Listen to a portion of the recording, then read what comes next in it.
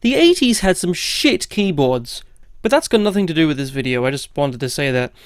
What you're seeing is my Sega SC3000 personal computer from 1983, and it has a problem. It's something that happens very frequently. When I'm typing something in BASIC and the cartridge is disturbed, the system will just crash. If it moves, or if you just touch it wrong, nope, dead, reset. I mean, just look at this mess. It's the same with the games as well, they just don't want to function properly, and I know this game works fine. I've played it on my SC3000H with zero problems.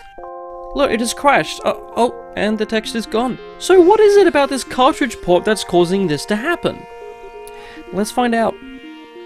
So this is an interesting system to get into. You'll see why in just a bit, but for now we have 3 screws along the bottom edge. You know what a screwdriver is and how to use one, hopefully. My middle one is missing though, and I have no idea if that void warranty sticker is factory or not. Keep in mind that these screws hold the keyboard down, so be careful from here about how you move it.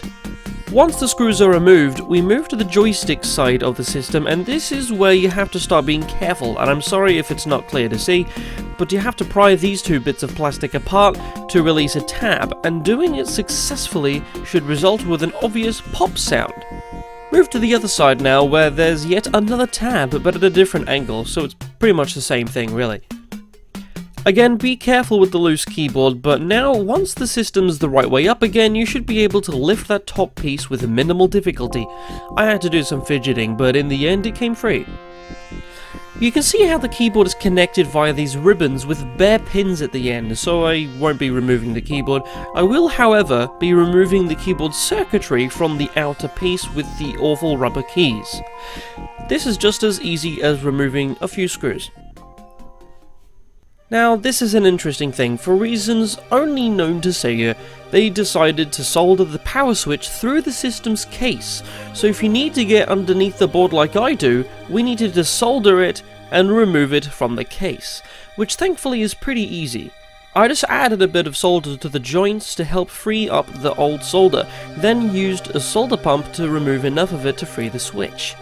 Then it was just a case of popping the switch out by squeezing the sides in and pushing it outwards.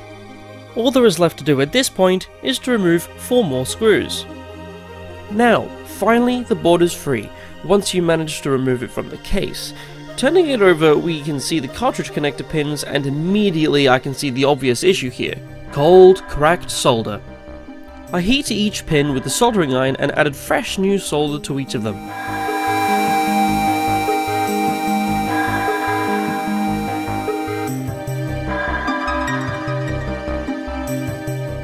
Now that that's all done and dusted, I'm going to start putting it back together, starting with putting the screws back in, and then returning the power switch to its original location.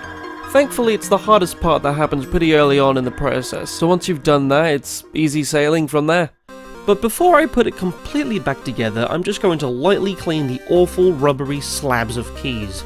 I just spray them with IPA and run through the crevices with a toothbrush that I only use for electronics.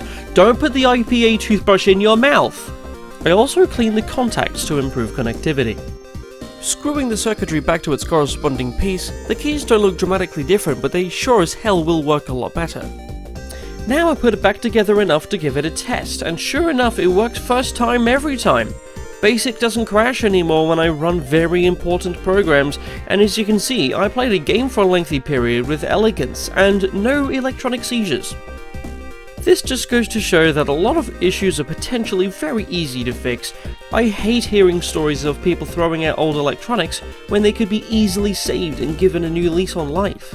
But that's a different story. I hope you enjoyed this content for whatever reason, and as always, I'll be back in 16 bits. Next time on the Joystick Division. Oh my god, that's too close. Disgusting. Gross. Oh god, there's another one.